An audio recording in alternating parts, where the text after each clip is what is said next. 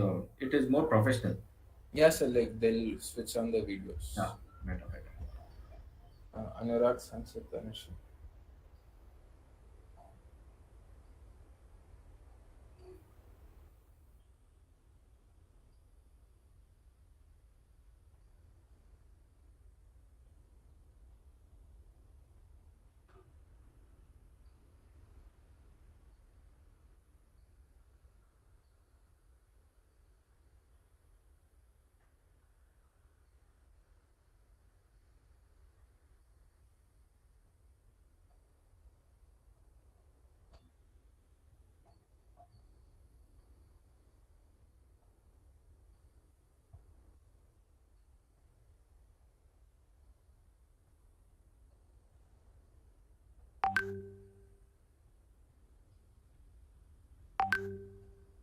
Okay, so are we live?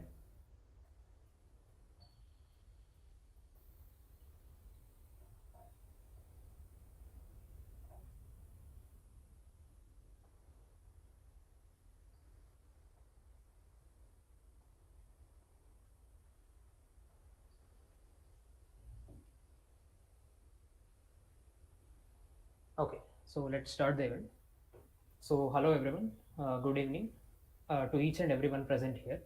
So, today's talk is all about placements. So, and the challenges that it brings and how to overcome them. So, we all know that placements play a vital role in every one of our lives as they are the foundation for one's career in IT. So, we have a great lineup of speakers here who are placed in very good companies here to share their experience with us today. So, before that, I would like to start off by welcoming our special guest for this evening, the Training and Placement Officer of our college, Dr. Pradeep Yam. I welcome you, sir. Thanks, Sumukh. Now, I would request Pradeep, sir, to speak a few words about the placement process carried out in our college. Sure. First of all, it's a pleasure to be addressing students through Linux Campus Club. The team is doing a lot of activities, and every year they make sure they have one part of it dedicated to placement and the process. And Sumukh has rightly mentioned they have a great lineup of speakers. Your seniors, the students passing out soon from a college who got into good opportunities, Anusha, Anurag, Sanchit, we are extremely proud of you. And like Sumukh already said, they're all placed in great companies. He included me also. Yeah, Sumukh, I am also placed in a good opportunity, good company, and good institute. Um, so they have made it clear to listen more to their seniors who have recently experienced the company process, who recently experienced how interviews work and what are the kind of questions. So let me not take much time in telling you how placement process is, and I would want the students to talk more and interact with the present batch of students who are eagerly looking for the placement opportunities. So it has been a great journey for SJCE Placement Office, JSS Science and Technology Institute. I mean, every year we make sure that we break new barriers. So in placement opportunities, by number of companies visiting, number of students getting placed, highest package. So students are making us really proud. So this year, a lot of our students have got into lucrative pay packages. Anusha, Anurag, and all will share their CTC soon, though it is a secret. But listen to them. It's a real good opportunity they got this year. So just to give a brief about what happened over this one year, pandemic has really put lot of things to change. A lot of dynamic changes which has happened in the perspective of placement. A lot of companies, majority 99.9% of the companies which have come to campus are online. The way of recruitment, the way of tests which are now conducted or online, dynamic softwares have been developed. You might think, it is very easy to take an online exam, cheat the company. No, don't take a risk. These softwares are extremely AI platform based. So if they will catch you if you are cheating. They will get to know if you are manipulating the answers, copying from your friends. Your friend is sitting on the other side. That is one disclaimer which I want to tell you. Don't think it is easy for you to get away. It is an online interview. So they will have to look up to all the angles of your intelligence, test you in all ways, and probably get into many grilling angles for you to get a job opportunity. So one point which is that be serious when it comes to campus placement. It is just your 5 minutes or half an hour of interview, which is actually going to make or break your career. So your ambition is going to be broken if you just try to use all other ways of manipulating the company process. So there are a lot of companies lined up, and let me tell you with a good news. Um, More than 300 companies have registered this year for the 22 placement as well.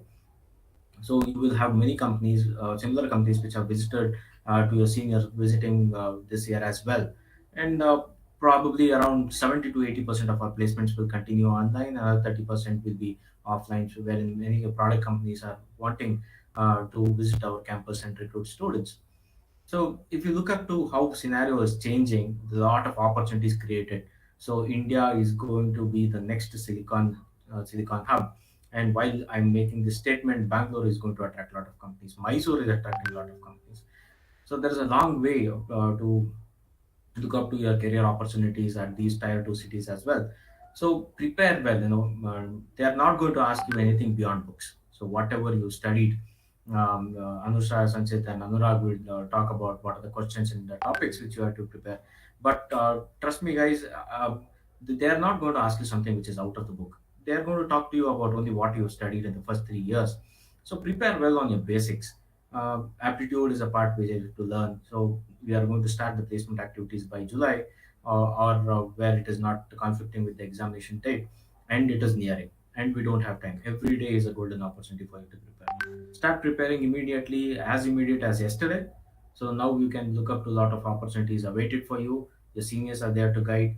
So reach out to them, and I'm sure that the seniors who are talking to you will definitely be eager to help you on any point of preparation, any point of the company clarifications, anything.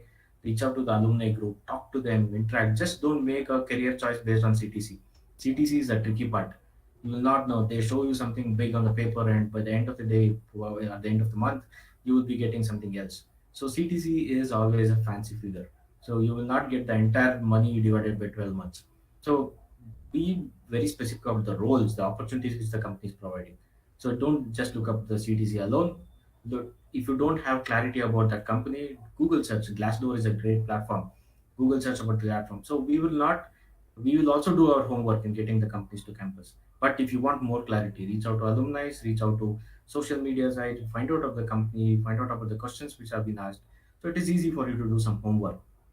Don't just take any company without doing homework. And tomorrow you'll say my tire is blocked. I wanted a better opportunity, better company. You will not have that second chance.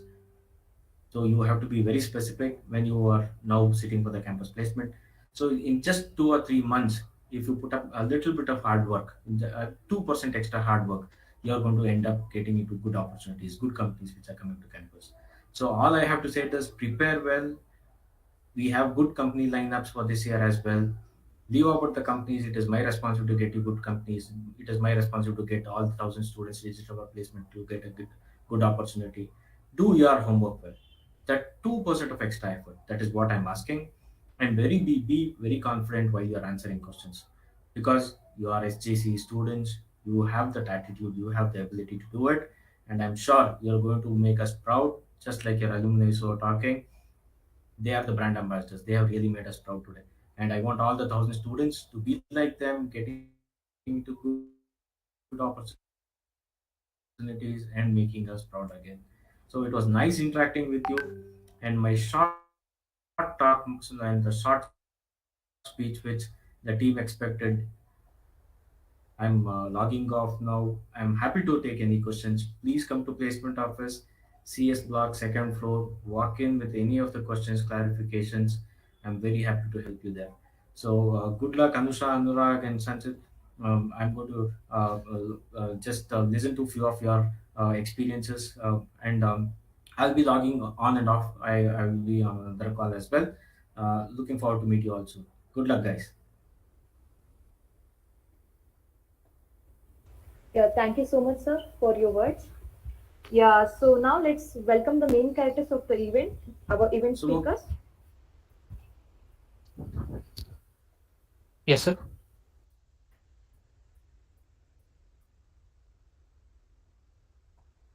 thanks so much. Thanks, Akshata. I'll be on call. Yeah, thank Thank you, you. sir. Thank you. Thank you, sir. Yeah, so now let's welcome our event speakers. Yeah, welcome Anusha Shanai, who got placed in the Dream Financial Company Fidelity Investments, which is an American multinational fintech company. Hey Anusha, thank you for joining us. Hi Akshita, thank you for having me. And yeah, um, I welcome Anurag Vaidya, who got placed in a dream company Clumio. Clumio is an American SaaS startup focusing on data protection services for the cloud. Hey, thanks for joining us, Anurag. Hello, thank you for having me. Yeah, and we also have Sanchit Agre, who got placed in Sixth, one of the world's leading premium providers of mobility. It provides car rentals, sharing, and subscriptions for customers in Europe and US. Thank you so much for joining us, Sanchit. Hey, thanks for having me. And our fourth speaker, Aryan Sharma, sadly he couldn't join us due to power cut. Yeah, so yeah, without wasting any time, let's get to the questions which are frequently asked by everyone. So guys, get ready to answer them. So yeah, the basic questions we all have is when to start the preparation. Like if it's too early to start preparation, we may lose a touch, or if it's too late, we may not come have enough time to prepare much. So what is the right time to start the preparation and how to start the preparation? So if any one of you can go, you want to speak, Anusha? Yeah, sure. So I don't think there's like a fixed formula to this. But of course, like most of us have started like our serious preparations. I think latest by fifth semester, midway somewhere, and most of us, I think, like we usually start off with our core subjects. We study our OS, DBMS, or the networks is also asked by some companies. We then look at data structures and analysis and design of algorithms. All of these subjects are like really important to us, so we start with that. And usually like what we do is, I think the formula followed by everyone is that we keep revising. Like you were saying that if you start too early and then you lose touch of it, never let that happen. You have to keep revising every once in a while to make sure that you know what is actually happening, and always do more research on it. Although like textbooks will give you a lot of things, it's always good to go online and see what else is being updated also.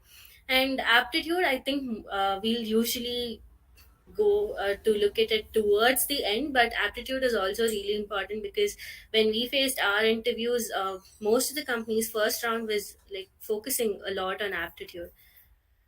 So I think that's all I have to say. Maybe Anurag and Sanchit can add.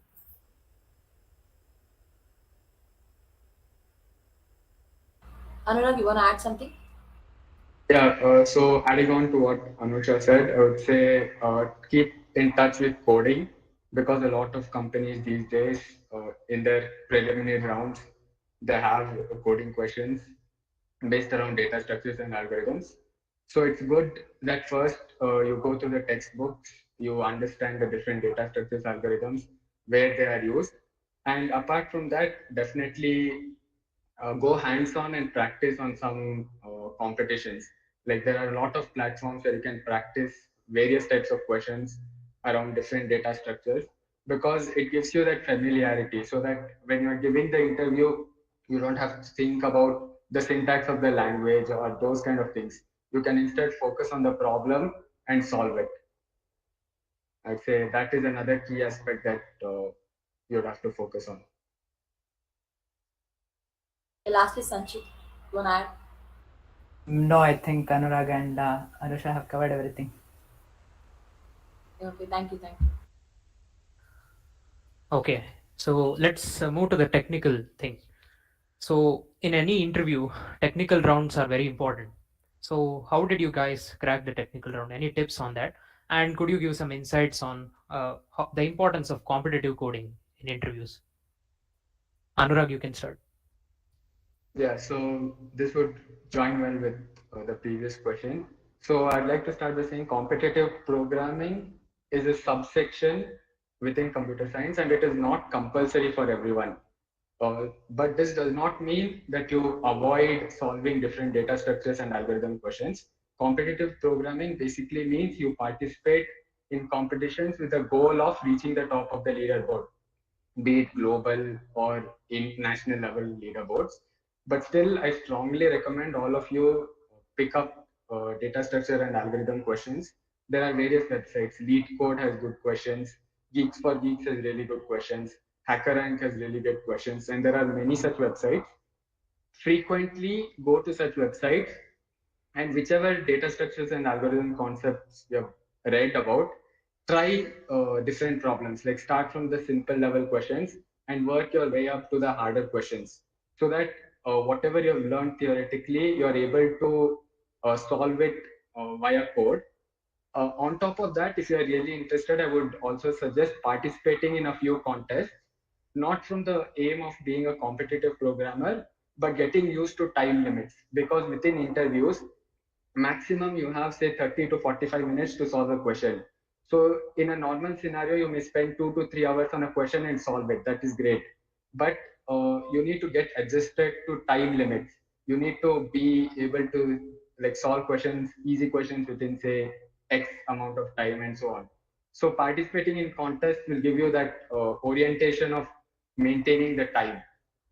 So that is how I would say you can approach. And if you are really interested in solving data structures and algorithms, you can obviously become a competitive programmer. There's no one stopping you from that. So Anusha, would you like to add something? I would just like to say that, like, although most companies that we faced last year had a good mix of both coding questions and multiple choice question kind of technical questions, but there were also companies which only had coding questions. So I think just putting more emphasis on what Anurag was saying, that coding can be really, really important, and it's like the most looked for thing, because when a company comes, I think the most important thing they look for is how quickly you can learn and adapt to as well. So all of those will have to be looked at. Yeah. Yeah, okay. Akshata, you can continue with the next. Yeah, as we all know, time management is really important in placement preparations, not only in tricky placement questions.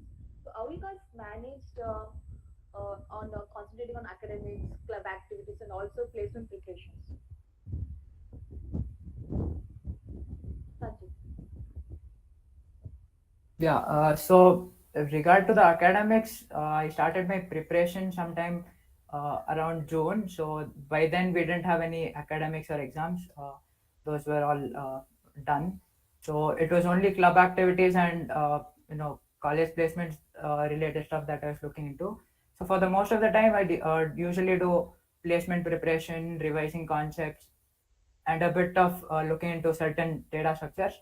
Other than that, whenever there were any club related meetings, I just attend them, speak if there's anything. That's pretty much it. Yeah, Anusha, you want to add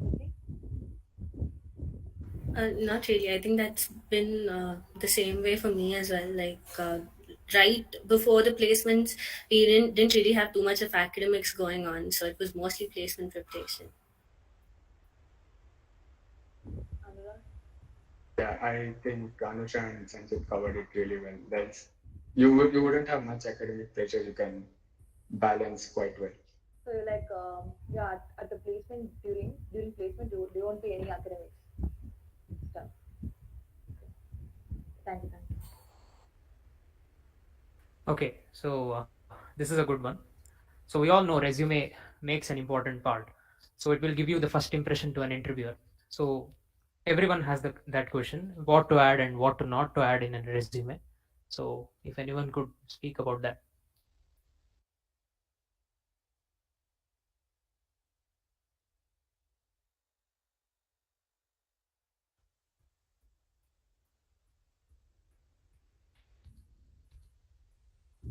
Sanchit, about resume. Yeah, you can include your education and prior experience, if any, like internships.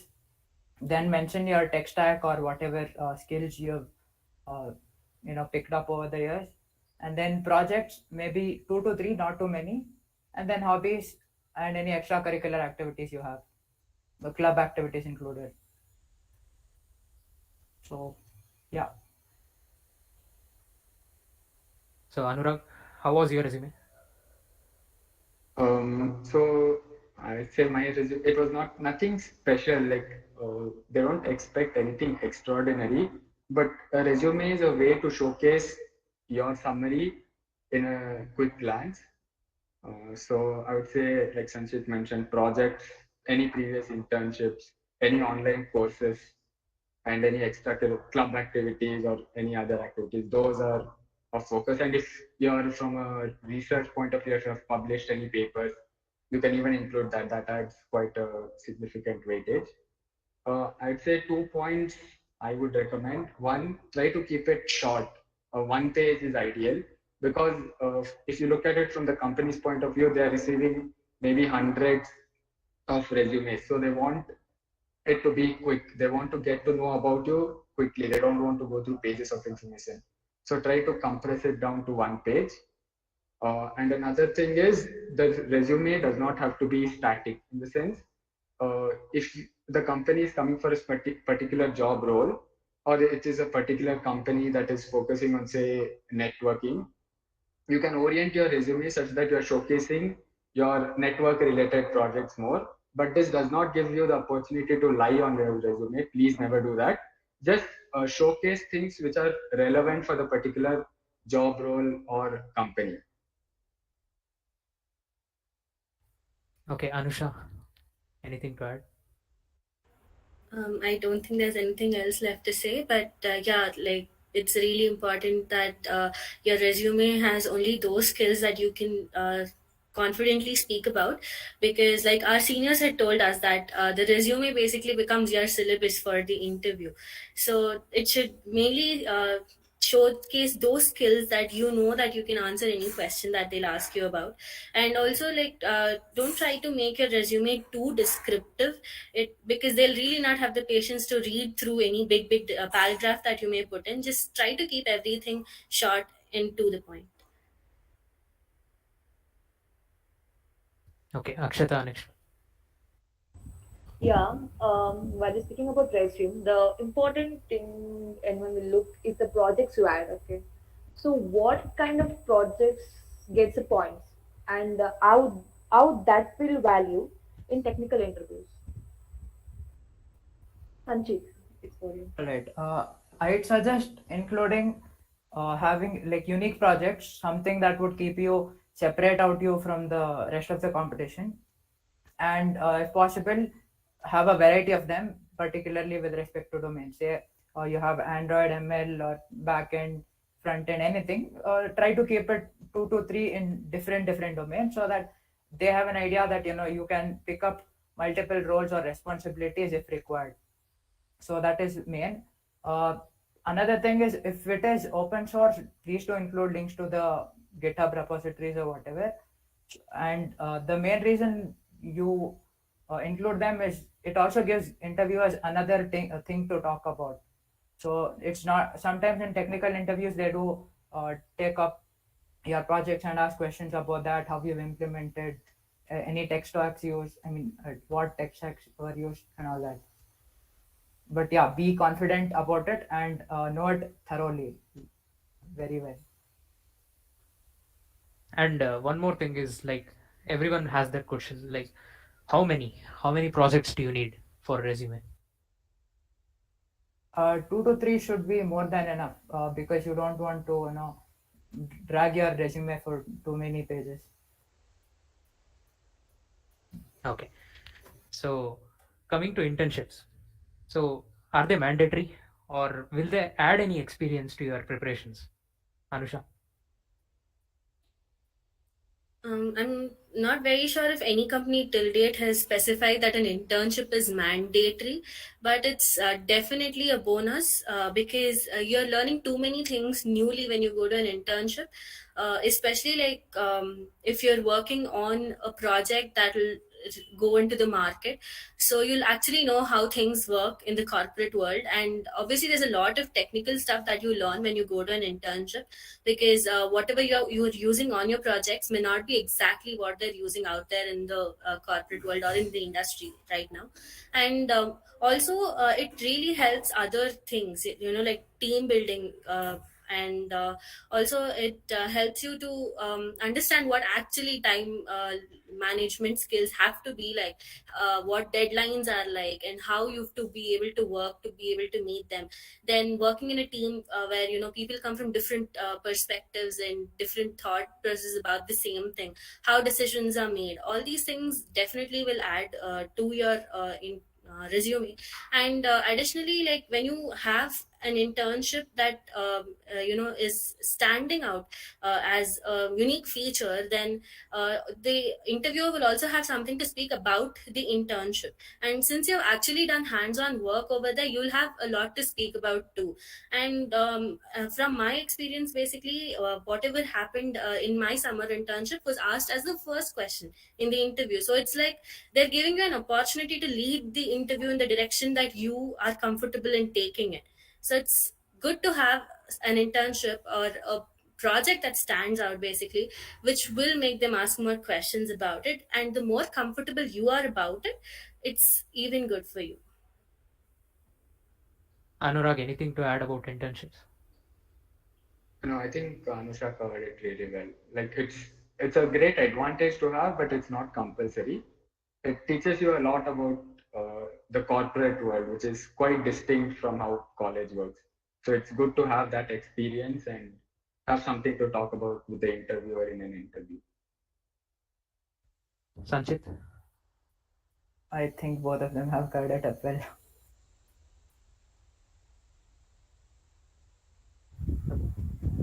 Yeah. So yeah, when the companies start coming for placements, we all get confused. Like for which companies we should apply on a basis of what, like a role or company or the package the company offers. So Anurag, you want to say something on this? Yeah, so I think Pradeep sir also mentioned this when he was speaking. So one thing is don't just go with the CTC. Like whenever a company comes, you can always Google the company so you can see what areas they are into. And apart from that, whenever they come, they also have a job description for the role they are coming for and what it entails.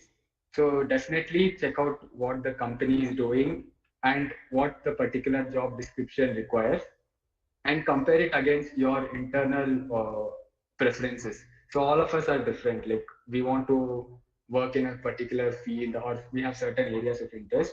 So check if the company and the job description aligns with uh, your interests, and on that basis apply for that particular company, because once a tier gets blocked, you would no longer be able to sit for a company which is of that tier. So be very careful with the company you choose. So do your research. um, don't just apply for everything. Be particular in what you want, prepare well, and you can ask feedback from previously placed seniors. We'd be happy to help you with any company related questions.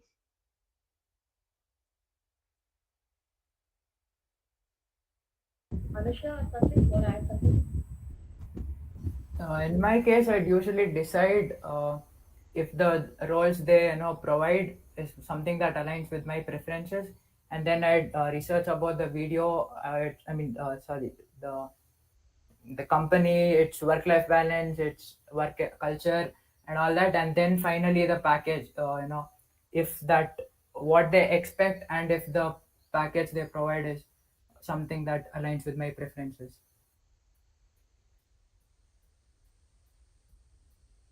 So you're basically saying we have to consider all three. Yeah, in my case, it was primarily the roles and then the work-life balance and the work culture there. Anusha, you want to add something? No, I think they've covered it really well. Thank you. Okay, so we were talking about preparations. So let's say we are well prepared. There comes a situation where you sit for a company and you get rejected from that company. So how do you at that time? How do you think? So how do you gear yourself up with the preparations? How does the pace change? This is for Sanchit. Yeah, well, if there's any weaknesses that you think happened during your interview, or if any mistakes that you've made, then focus on improving them and correcting them the next time around. If you still feel all your interviews went really well, yet you weren't selected that day, that's also totally fine. We've all also had to face that as well. Maybe next time around, put in the same amount of effort, you'll still get your job. Yeah, Anusha, did you face the same situation? Definitely. We've all been through this phase where we may have thought that this interview went really well, but maybe the result is not very in the same direction. But I think it's really important at that point that we don't suddenly go into a shell or anything. You just have to keep the pace going. If you know, usually when you face an interview, you know that okay, this point maybe I should have done better, and there will always be some area that you know that okay, I have to go back and research more on this, or I have to study more on this. So you have to just keep going, learn the things that you think will become more helpful during your next interview, and try again. It'll happen with good amount of hard work. Anurag? Yeah, so I would say like it is easy to say this but difficult to implement, but we have to not get disheartened. That is usually the emotion that comes up, but we have to believe in our hard work that we have put in, and we need to just reflect back on the interview. Like take a few minutes, think about how it went, think about places where you could improve, make those small changes immediately for the next interview, and just like believe if you have put in the hard work, you'll definitely get the reward.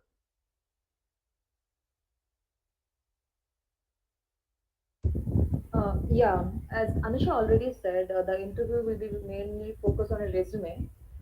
Apart from that, what are the basic questions we can expect that are asked in interviews, and what's the best way to answer them? And also, what are the do's and don'ts in interviews?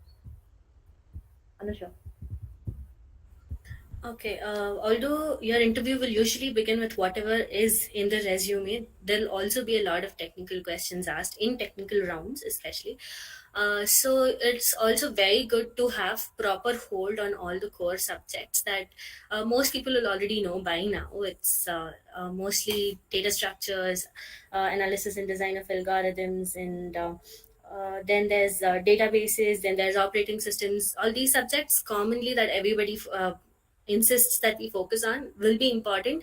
In some interviews, they might even ask you which your preferred subject is to ask questions on. So these core subjects are definitely important, and there will be interviews where there's a coding round as well.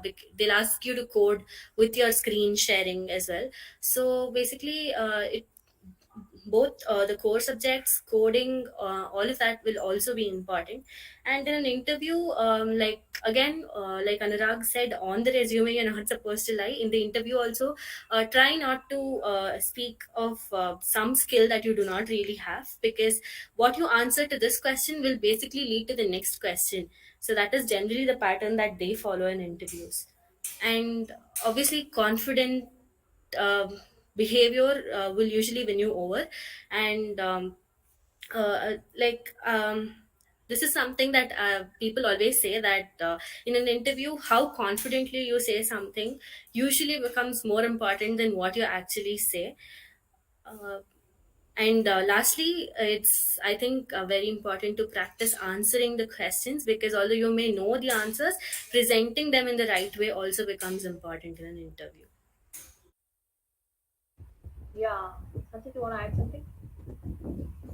In my case, most technical interviews I've attended included some DSA questions, some CS fundamental related questions, while some of them specifically went on about my projects or some technology that I'd used. So they were a mix of both in my case. And like Anusha said, try not to bluff in your resume, be confident about it, yet be humble about your answers as well. Like you don't want to interrupt them when they're speaking and all that. There's that to take care of. Yeah, Anurag. Yeah, I think Sanjit and Anusha have covered a few things. I think some small things like which we might miss, like be punctual. So if the interview is scheduled at a certain time, be on time, and then be presentable. Have a good internet connection. These are small things which may seem insignificant, but they affect the impression which you give off. And also a few questions, like they always start off with tell me about yourself.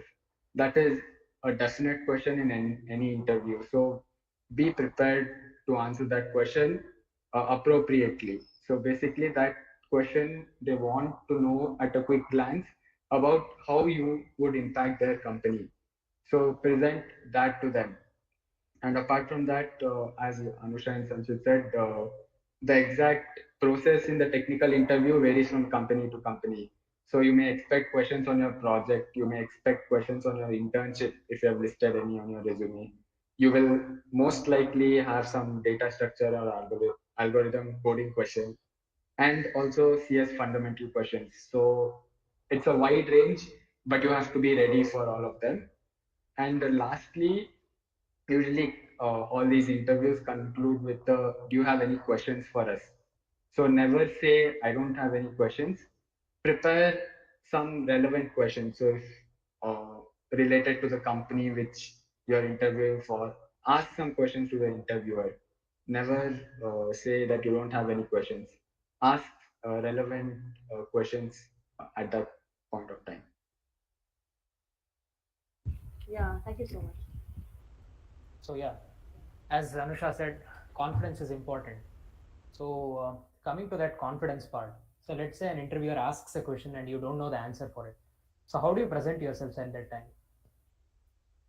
Anurag. So that is definitely one situation that all of us go through. We don't know everything. So the whenever you encounter such a situation where you don't know something, first you can start off by, if it's a question, like read out the question aloud, go through it again, go through it slowly. There might be some thing you might have missed earlier, and you might find that out, and that may give you the way to the solution. Even after doing that, if you are unable to proceed further, listen carefully. Sometimes the interviewers might assist you by giving small hints. They might be aware of your thinking process, and they might guide you subtly. So pick up on that, and that might help you get the answer. If all of these fails, like don't fear. We don't have to know everything. Be honest about it. Say that unfortunately I don't know this answer, or that you would look at, like if it is of CS fundamental, you would go through it after the interview is over. Be honest about it. Don't try to bluff your way out of it. Yeah, Anusha.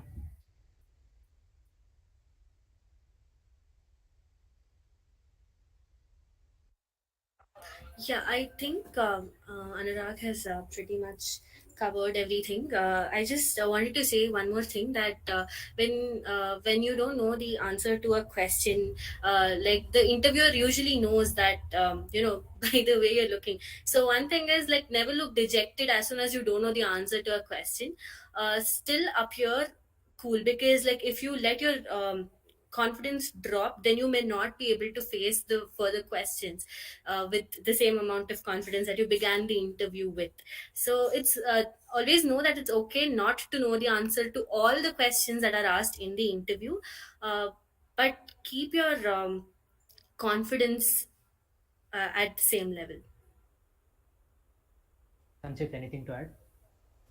Yeah, with respect to projects, say it's a team project and you have not much idea about how something is done. For example, say a machine learning part in a project of yours, then sure, be cool, confident, happy. Sorry, uh, just be honest about it, saying this is not something that I took up. It was something a friend of mine or a teammate took it up. So I'm not sure of how exactly or what exactly is happening behind the scenes.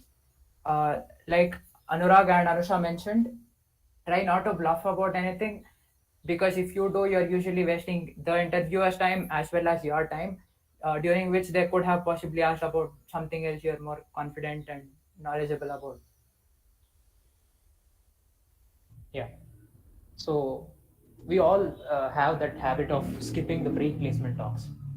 So how important are they, and could you just brief out about Anchit or Anurag? Anyone can answer.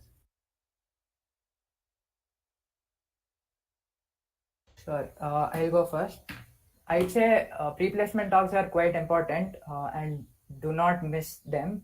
Usually, you'll get to know about what the company works on, what technologies it uses, what roles they offer, and what growth would look like there. Sometimes that's also mentioned there, and most of the times they also mention the salary structure for which roles and all the detailed salary breakup. In some cases, you could also ask questions based on what they had in the pre-placement talk to the managers or HR interviewers. So there's that as well. Yeah, Anurag. Yeah, and as Sanchit mentioned, like you may ask questions, or the other way around, especially in the HR interviews, they may ask you questions about the company. So whenever you're sitting for the interviews for any company, go through some details about the company. Where is it headquarters? If who's the CEO? Those kind of small details, or anything mentioned in the pre-placement talks. They like to ask such questions especially during the HR rounds regarding the company, because they want to know whether are you truly interested about the company, and this is the best way that tells them whether you have done your research about the company. So don't miss any of the pre-placement talks. Okay. So last one. So any insights regarding improvement on soft skills? Should it be true extraordinary or anything simple would do? Anusha. I think it is really important to have good soft skills, especially in terms of communication, because in any interview, when you're speaking, not just like you may know the answer to all the questions, but also putting them in the right way is important, especially when you go to HR interviews. There your communication becomes more important than actually any other kind of knowledge. And also obviously they'll ask about like adding to what Anurag was saying, there have been companies which have asked why do you want to choose this company as well. So communication actually becomes very important, and like nobody is expecting very high over the top level of skills at any cost, but it is good to have acceptable standards of skills, I guess. Anurag, anything? Probably another way to practice is gather a few of your friends and have mock interviews, give each other mock interviews. Over a few sessions, you will definitely see a difference in the soft skills. And another great way to practice it is placement cell, in association with LCC, always conducts a Vivation event, which is completely regarding mock placements. So participating in that will definitely help you practice on soft skills. Okay, so we promoted our event as well. Yeah, Sanchit, anything else? Nope, I think Anurag and Anusha have covered it up quite well.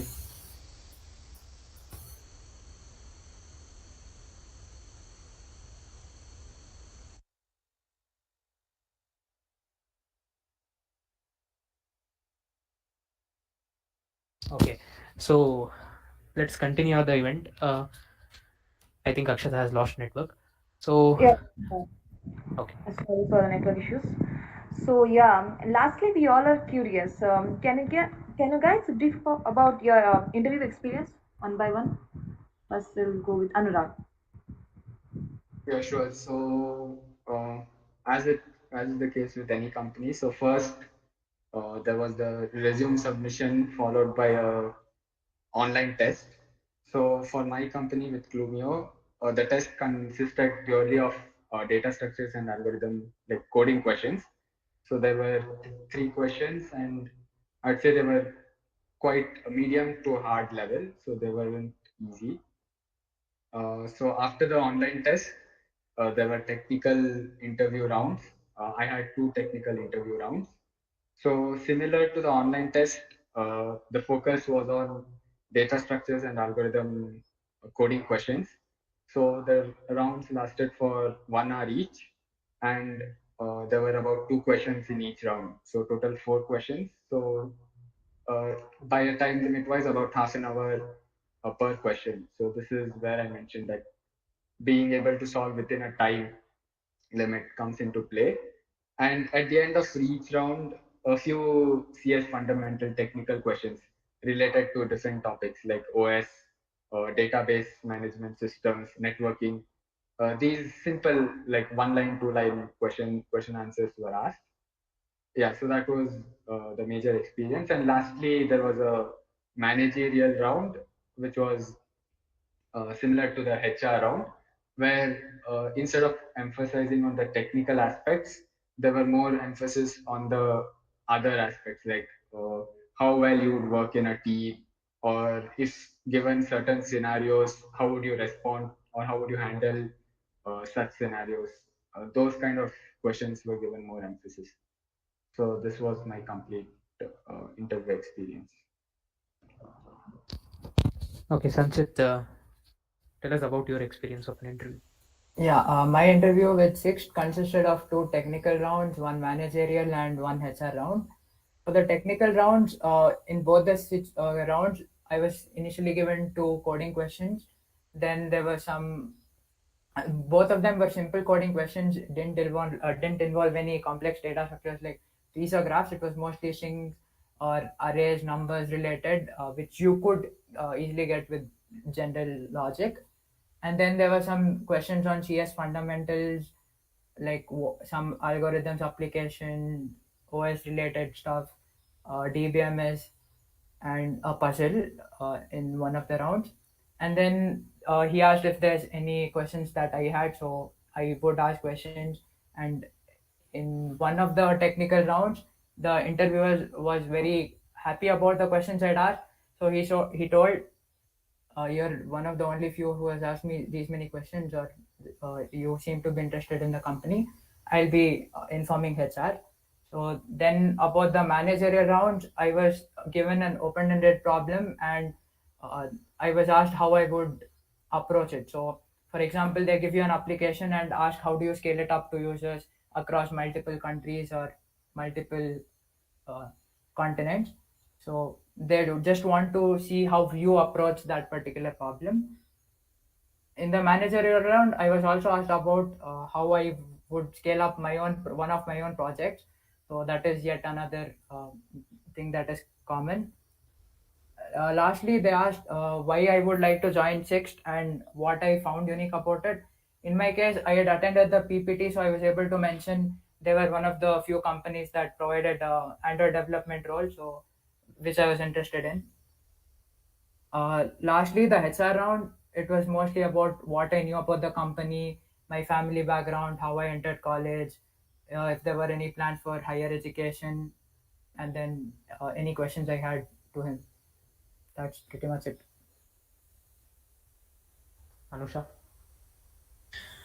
So my experience with Fidelity went like this. It basically had two rounds of interviews, preceded by one like aptitude plus coding plus technical questions round. So this first round I think went for about 2 hours, where there were two coding questions, and again both were not very difficult, but you had to know the proper syntax of.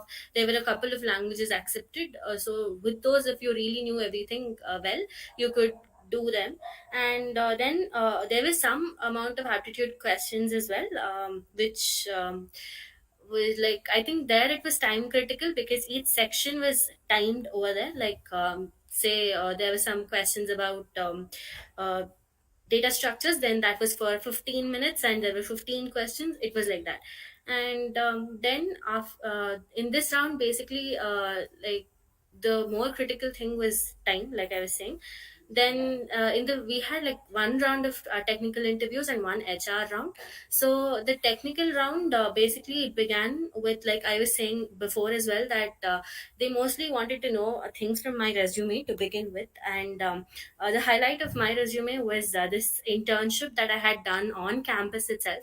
SJCE STEP was offering an internship, summer internship program, and there we had built this project called Jeevan Bindu.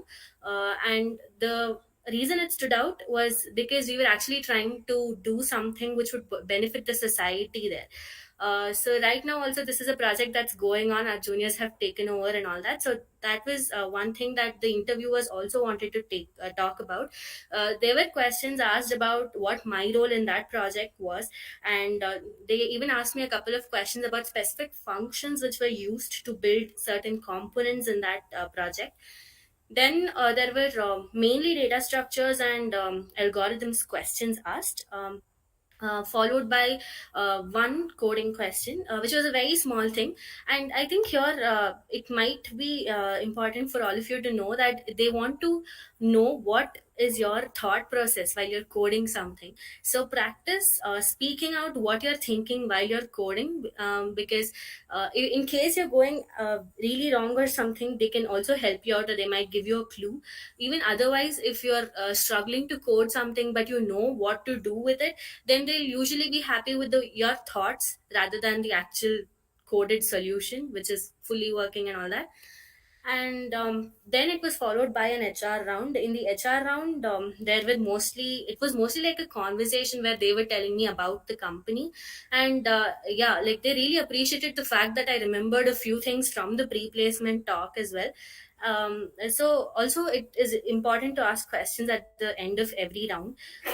And like usually the panel will have two people or three people. So if you have like two or three questions at the end of each round, it will do great for your interview. Okay. So that's it from our side about asking questions. So we'll take some questions from the audience. So you could post your questions on YouTube, where we are live now currently, and I'll read out the questions along with your name. So there is one question that comes from Nagbaswarna. So how to prepare for the interviews if you have less time? Yeah, anyone can take up this answer.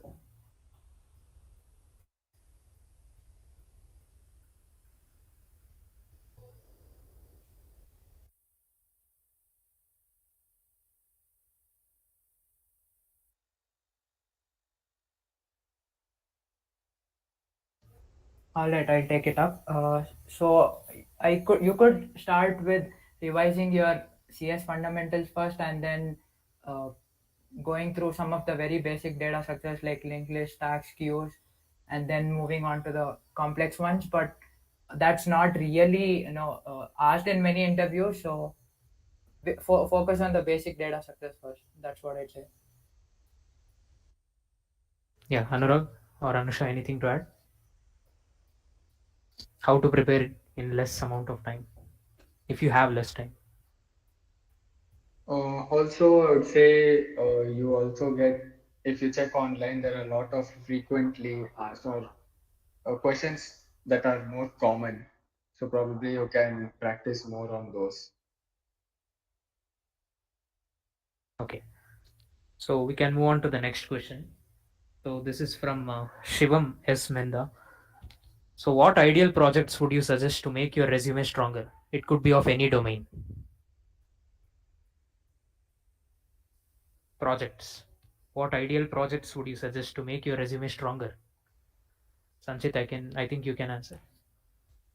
I had included some of my academic projects itself, but in each of them I had something unique. For example, we had a timetable scheduling system, but the scheduling part was automated.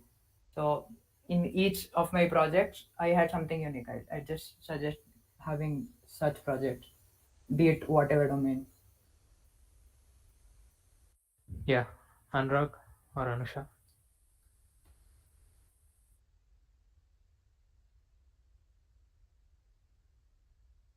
Yeah, I think you don't have to produce something exceptional. I think what interviewers are mainly looking for is whatever you have listed. Do you know the fundamentals well? Do you understand what you have done? That is what they want. So that when you join any company, that is the skill which is going to help them. It's not building something that is completely unique in the world. It's how have you built it and what are the learnings from it. That is what is important. Yeah, Anusha. Yeah, I would just like to add that I was told, like, after joining the company, that our performance right from the technical test through the interviews will actually finally decide what kind of role we are given or what kind of project we are assigned finally. So basically, in the interview, when you confidently tell them about some project or some domain that you've worked in, there's a higher possibility that you might actually end up working on that itself. Okay, so the audience can post more questions. We'll wait for another 2 or 3 minutes. Okay, this is from Mohammed Rakim. So, how extracurricular activities and hobbies impact on your resume?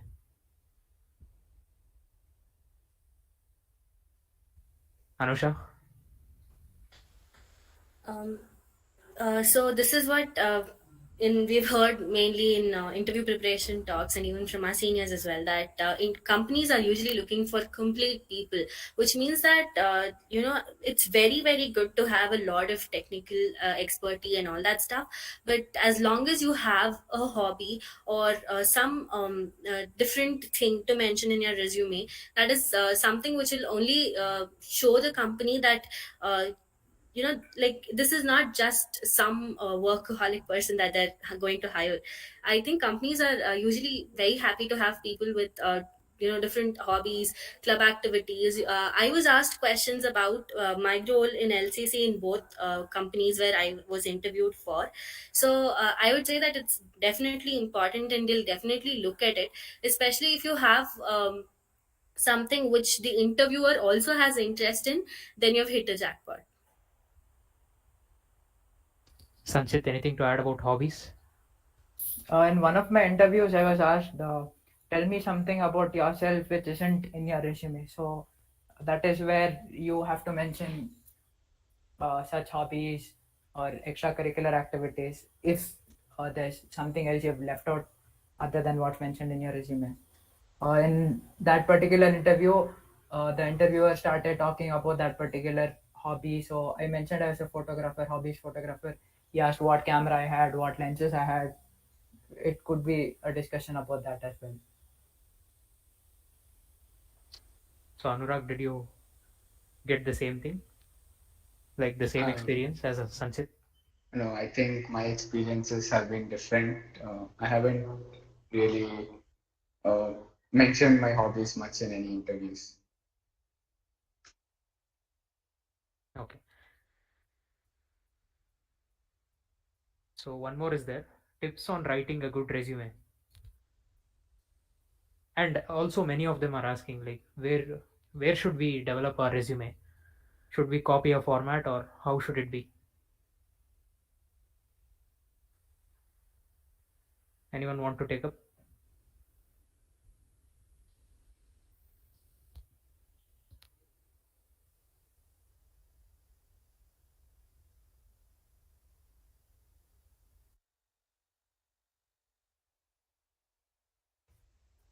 Yeah, Sanchit or Anusha.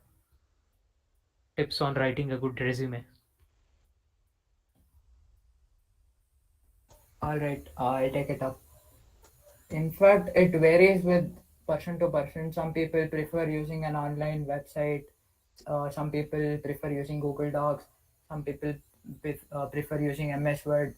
Whatever it is, try to keep it simple and concise. That's all I'd say. Where did you develop your resume? Did you use any tool or website? I just used MS Word. Okay. I'd just like to add one point here. I think it's a very good practice to always run a proper grammatical check on your resume before you submit it anywhere. Because once you have some mistake that on your resume that your interviewer spots, it is actually leaving a very bad impression. You can also you can always use one of the templates that's available online, but never try to copy paste standard phrases or anything that you find on the internet, because they'll catch it in a second. Okay. So one more is there. Um, should we focus on trees and graphs in DSA? Hmm. Because they say some companies don't ask questions on trees and graphs. So anything? I think there's no particular focus on one, ignore another topic. All are equally important. Finally, on the day of the interview, it would be basically luck, like what question you get. But as a person who is preparing for interviews, focus on all topics equally, starting from arrays all the way to graphs, dynamic programming. Be thorough, have the knowledge of all the domains. Focus on one, because you can't predict what questions would be asked. You need to be ready for anything. Okay. So anything to add? Anyone? I'd suggest also looking up what questions that particular company had asked previously, so you might get a better idea on how to prepare for that. DSA, CS fundamentals, everything.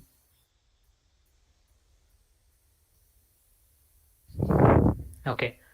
So there is one more question. I think what he meant was what programming languages, I think. Suggest which coding language that you need to learn. Does it matter? Programming languages, does it matter in an interview? Anusha? Uh, okay. Probably I'll go first. Dave. Programming languages nowadays, with most companies, it isn't a big thing, especially the big three, C++, Java, and Python. Nearly all companies support, but be careful. Some companies are very insistent on particular languages. Like some of them might not include Python, or some of them might restrict you only to Java. But that is a very small percentage. So nowadays the support is very vast, and they even include a lot of other languages like JavaScript, Rust, Go. So since they use tools for interviews, the language support is really good. So my suggestion would be pick one language and get completely thorough with its syntax. That would be more beneficial instead of um, discussing which would be better. There is nothing which is better. Just pick one which uh, is suited to you and get good at that.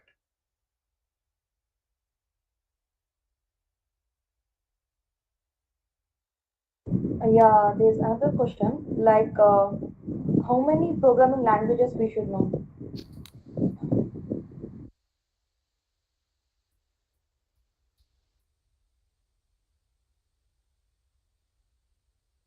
Yes, Something like this. Sanchit or anyone. All right. It doesn't really matter, but if you can know two to three where you're comfortable with two at least, that would be more than sufficient, I'd say. Again, it matters on how much you can learn, or uh, how deep you can know a particular language, but doesn't matter much in interviews or with companies, because most of them, they usually provide training in the first few days, weeks, or months, or that you have some coursework that they provide for that.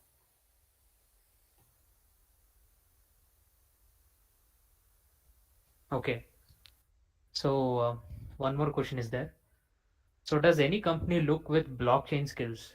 Or do we have any companies visiting our college looking for blockchain skills? Did you guys come across any of those companies?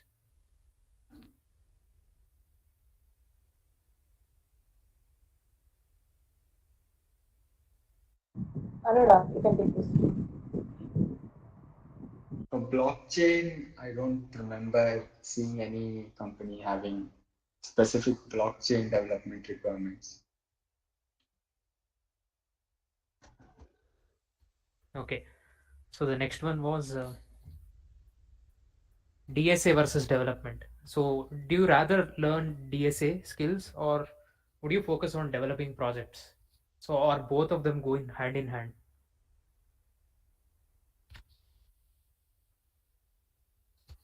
Anusha, you can take this up. Yeah, sure.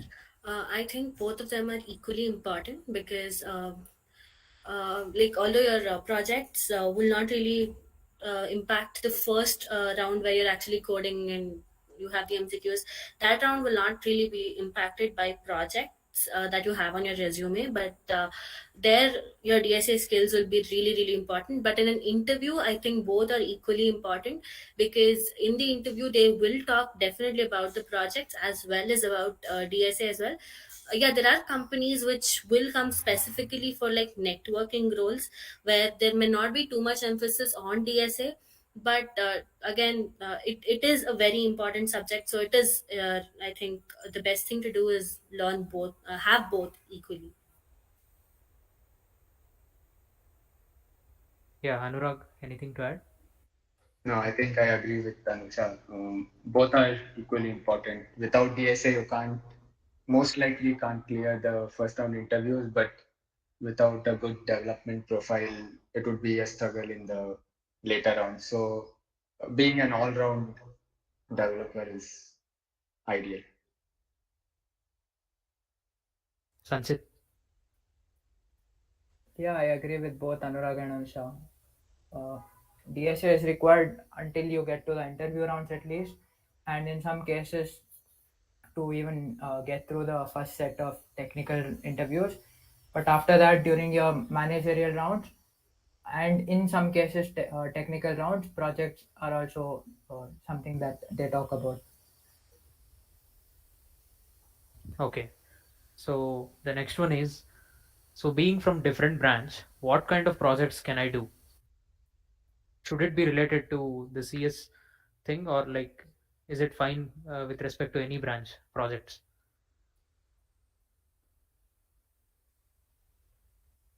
For example, can he put his own electrical or let's say mechanical projects in his resume and still get a software job? That's what he's trying to say.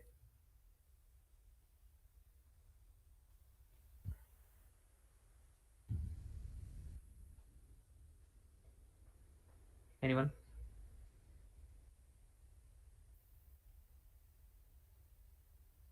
Sanchit, you want to take this? Well, this is not something we have proper insight about, but it could vary on the company or the interviewer as such, like how they think, what they think about you, uh, apart from the projects that you have on your resume. Can't really tell about it because we are from CS. So I'll rephrase that question. So being in different branch, does it mean that you can't do the same projects as CS people do, or does it require more knowledge? That is what he's trying to ask. No, you can't do projects that CS people do. That's not a problem. You can learn the required skills or technologies and develop that particular project. If yes, then that might be a plus point for the interviewer when considering other students from your same branch. That's what I feel.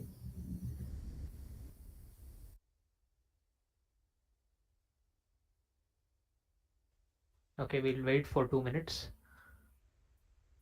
We don't have any new questions.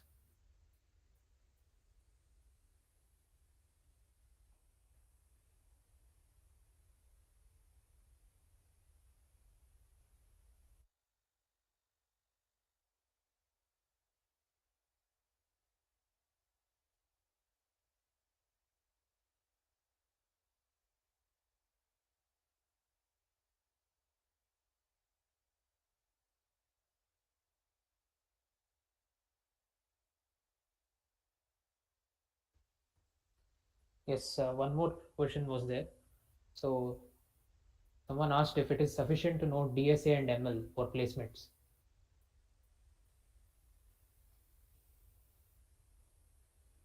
So does anyone have AI or ML projects in your resume, and how are the questions asked upon that?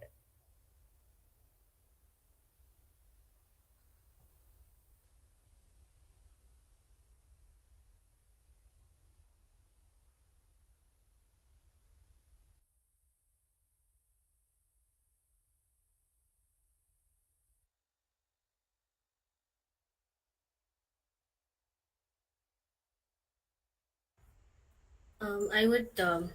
I didn't really have an AI/ML project on my resume, but what I've heard is that is from people who had these projects is that the interviewers mainly wanted to know why a particular model was chosen, or what was the distinct characteristic of a particular project in of a particular model that was used in a AI/ML project. So questions will probably be based on those very basic fundamental things. Okay. So you guys have any idea on how the companies will decide upon the role that they want to give you during placements, and will they reveal any information about that? This is from my side. Anyone can answer. Like, Okay, well, it completely depends on a company that is in question. In my case, they've given us a preference whether we'd like to take Android, iOS, backend or front end roles before joining the company. Not like during after the placements, but before the internship started. In some companies, it's decided based on your interview performance. So yeah. so will we know the role of that the company offers before we apply for that company, or? In some cases, yes, they do mention it on the job description or during their placement pre-placement talks. So make sure you attend that. You might be able to ask that during the pre-placement talk as well, and they'll be able to let you know about the roles they offer. Okay. So one more is there. Could you just brief out on the actual skill set required for placement, circuit branch? We have already answered this, but if you any one of you can brief out. Anurag, can you? Yeah, so it's a lot of things which you would require. So for your tests, you would require data structures and algorithms knowledge, CS fundamentals knowledge, uh, sometimes aptitude, and also English knowledge that will asked. And then coming to technical interviews, you need to know about the tech stack. So whatever you have used for your projects, for your internships, and then again DSA and CS fundamentals. And for the HR and managerial round, it's more mainly about your soft skills. How you would communicate? How would you approach different like non-technical questions when you're put in certain situations? How would you handle it? So there's a lot of things required. So it's a diverse skill set that you need to develop simultaneously. Yeah. So I heard from some of our seniors they had to write about 3 tests of round one of many companies in a single day. So how do you manage, writing 3 different tests for 3 different companies in a single day? What could be the mindset? I've had to face that, so I'll take it up. Well, that is indeed hectic. Uh, Sometimes you'll have to just make enough time to take a break between two of those tests, then again, attend that particular test, and maybe in certain situations you have an interview at the end of the day.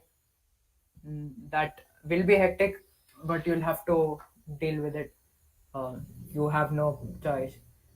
One suggestion here I'd like to give here is fix your sleep cycle, because that is also important. Sometimes you have things starting right at the beginning of the day at say 8 a.m. or so, which go on till 8 9 p.m. So make sure you aren't tired by the end of the day. So please keep your sleep cycle proper. Yeah.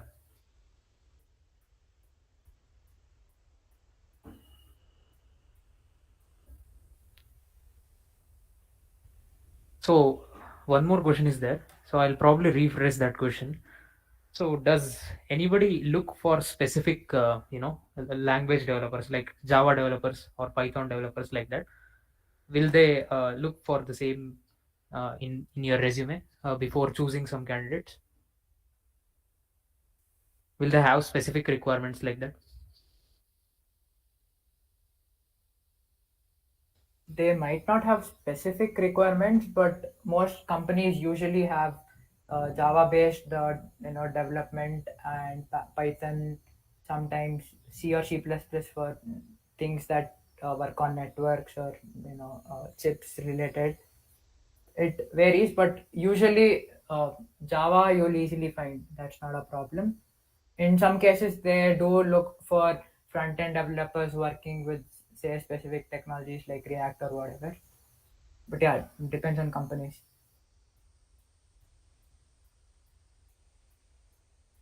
Anurag, Anusha, maybe something you'd like to add. I guess it's company specific, and the percentage looking for particular languages or particular skills is usually very less.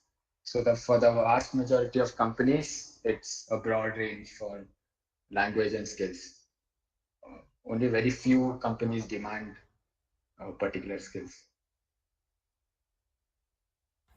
Yeah, I'll just add one point here that I've seen a couple of companies come in offering job roles with specific skill set requirement. So maybe you can choose a job role over there, a profile basically, depending on whichever skill set suits you or whichever is your confident zone.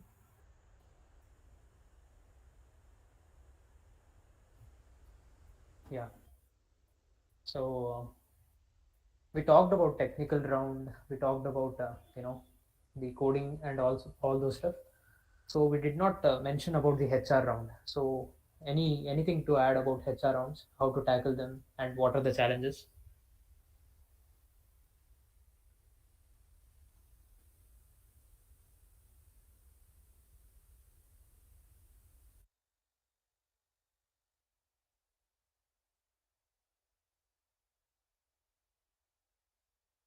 Yeah, this is the last one. Anything about HR round? For HR, I'd say definitely go through the internet. There are a lot of frequently asked questions. So you can look at those questions and prepare in advance, like how you would approach such questions. And basically, Anusha has mentioned this before, be confident with your answers. Because usually in HR, there isn't a certain correct answer. So be confident with what you're answering and believe in your answer. Okay. So that marks the end of our event. So today we learned many things regarding placements, how it is conducted, what are its challenges, how to ace them and all. I would like to thank all the speakers for spending some time providing insights that would be helpful for shaping each one of our career going forward. I would also like to thank our placement officer, Pradeep sir, for taking out his time and provide the best of his ideas to all of us. And last but not the least, all of them, like all of the attendees who that are present in this meet as well as our YouTube live session. Thank you for taking out your time. I hope you all learned something today. And I thank LCC for having this opportunity to host this event, uh, which could be useful for many students going forward because right now we are facing the situation of placements coming very soon for the third years as well as for the second years they can have an early start. So I thank one and all.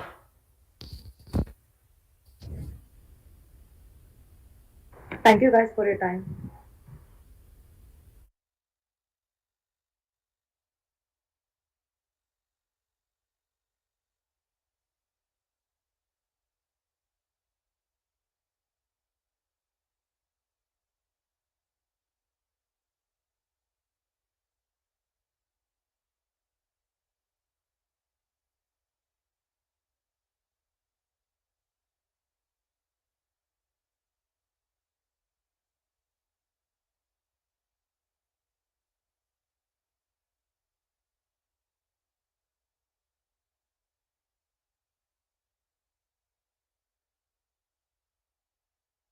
And those guys who missed the live session today, this video will be available on LCC YouTube channel. You can always go through this video at any point of time. Thank you.